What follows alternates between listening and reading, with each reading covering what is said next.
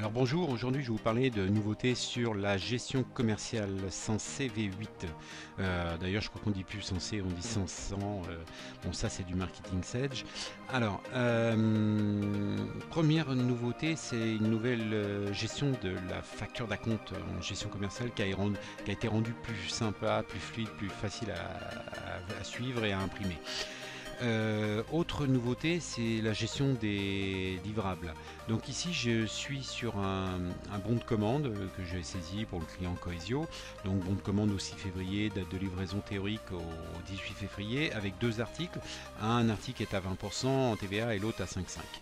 Donc tous les deux à 1000 euros pour simplifier la procédure. Dans le pied, quand je vais dans le pied, je vois bien mes deux TVA, 200 euros et 55 euros. Et ici, la gestion de la compte comme avant. Pour l'instant, je ne vais pas m'occuper de la compte, je vais vous parler de la notion de livrable.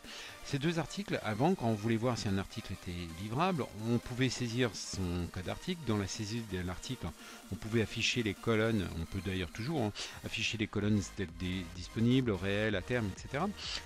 Et ça obligeait simplement au moment de la saisie de faire un petit peu attention si on voulait bien suivre cette notion de livrable.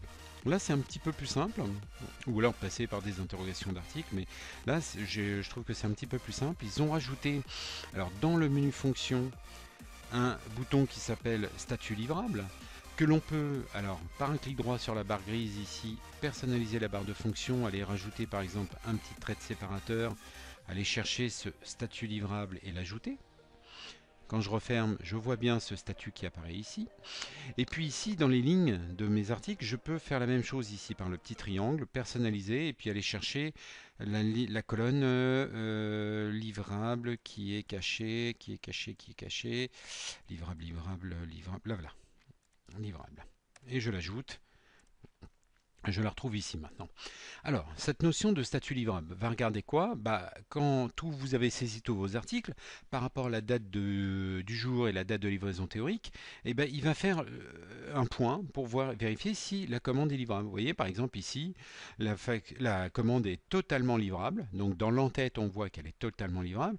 Et dans chaque ligne, on voit que cette ligne-là est livrable et celle-ci aussi. L'état du stock permet. Donc ça, c'est assez pratique parce que en actualisant juste sur le bouton statut livrable, une fois que vous avez terminé votre bon de commande, vous pouvez voir juste au moment de la saisie si c'est bien livrable ou pas. Donc ça c'est intéressant parce que vous êtes en train de saisir un article, vous appelez l'article, vous voyez que je sais pas, il y en a 14 en stock, enfin 11 disponibles, etc. Vous pouvez dire bon ok, c'est livrable, je prends mes 11, etc. Mais si vous avez un collègue qui est en train de saisir en même temps, vous pouvez être trompé sur l'affichage entre le premier et le deuxième, celui qui aura saisi le plus vite. Donc vous faites un point vite fait visuel du livrable et c'est assez intéressant. Je vais forcer une chose, je vais mettre ici qu'on en veut 100 de celui-ci. Hop, voilà, on va pas générer une commande, peu importe. Ce que je veux, c'est juste valider ma ligne. Hop, et je vais réactualiser le statut livrable pour vérifier. Et là, vous voyez que il me dit, on a une quantité qui n'est pas livrable en stock, qui n'est pas livrable parce que par rapport à l'état du stock.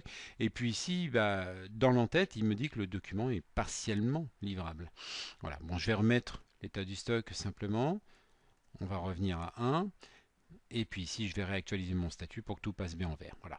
Ça, c'est une première nouveauté, la vue du livrable. Deuxième nouveauté, je vous disais, c'est la gestion des acomptes. Alors ici, je suis sur un bon de commande client. Donc, si je vais voir le pied, donc j'ai une commande qui est à 2000 euros hors taxe à 2255 euros TTC. Je vais rentrer un acompte. Donc, à la date alors on va le mettre non, on va mettre tout ça au février histoire d'être dans le même mois pour la comptabilité. Au 1er février 2022, j'ai un acompte. Alors je vais l'appeler démo 2 et puis sur le journal BRD. Cet acompte va être de 10% par exemple. Ça va me faire un acompte de 225,50.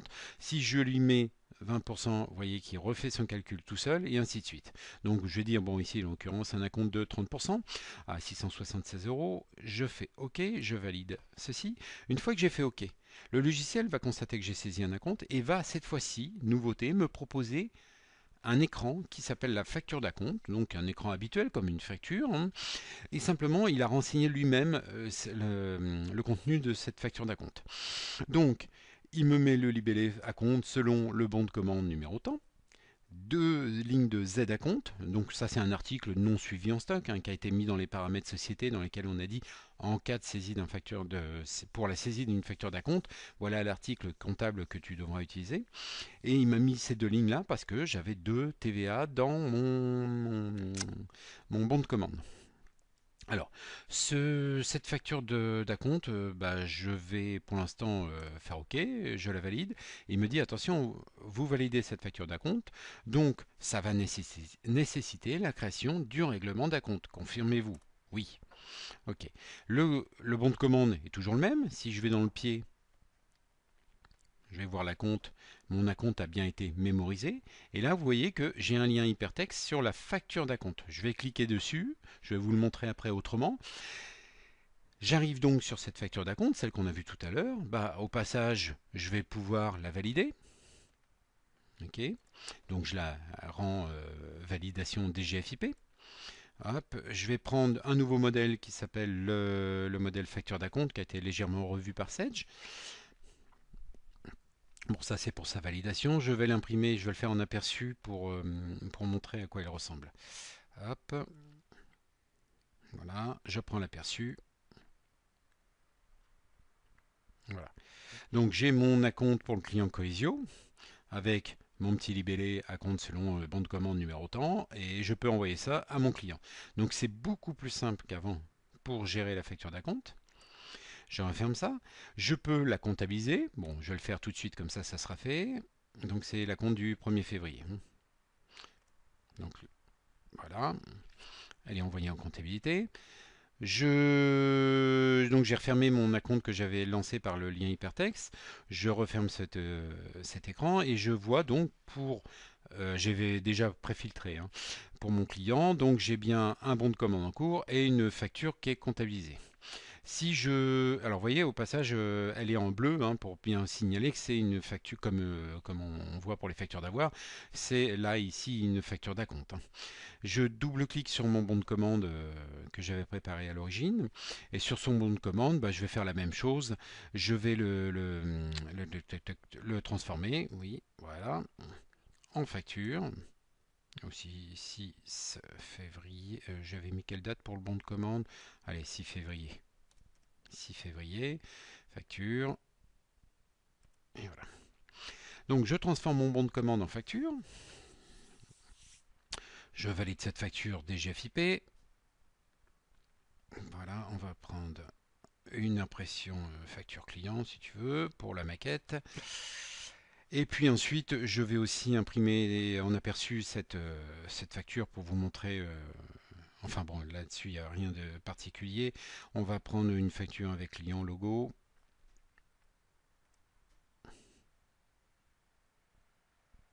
Voilà.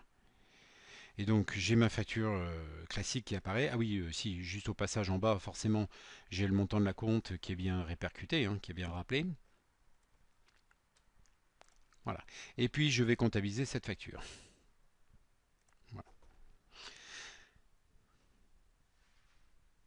Maintenant, je quitte la gestion commerciale et je vais aller en comptabilité. Ah, j'avais refermé la comptabilité. Je suis arrivé dans la comptabilité et donc dans la comptabilité, on va aller voir sur les journaux de saisie, sur mes écritures de février.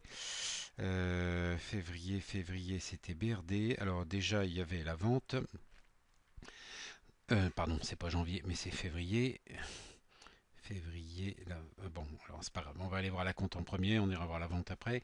Donc sur mon journal BRD, on retrouve bien mon client avec son acompte. Donc ici, la compte qui a été enregistrée du 411 vers le 512. Alors la compte est verrouillée puisque l'écriture est validée. Hein. Et si je vais voir la vente, donc ma vente de février. Voilà, Voilà, c'était je crois au début du mois que j'avais mis vers le 6 si j'ai bonne mémoire, voilà ici. Donc on va descendre un petit peu. Voilà. Ici je surligne l'écriture. Donc on retrouve ma facture, donc avec toujours son lien hypertexte, hein, une ancienne nouveauté d'Essensé. La facture venant de la gestion commerciale. Et donc on voit que sur l'écriture comptable, le logiciel a été rajouté. Alors on voit mal les montants, mais en soi c'est pas le plus important. Donc sur le logiciel, la gestion commerciale, le logiciel a été créé donc 2 lignes de vente pour mes articles TVA 20% 55, les TVA éclatés et la ligne d'acompte avec le solde en facturation. Donc 2 lignes distinctes et qui permettent donc la jonction avec l'écriture de règlement d'acompte que l'on a vu juste avant. Voilà, je vous remercie et je vous souhaite une bonne journée.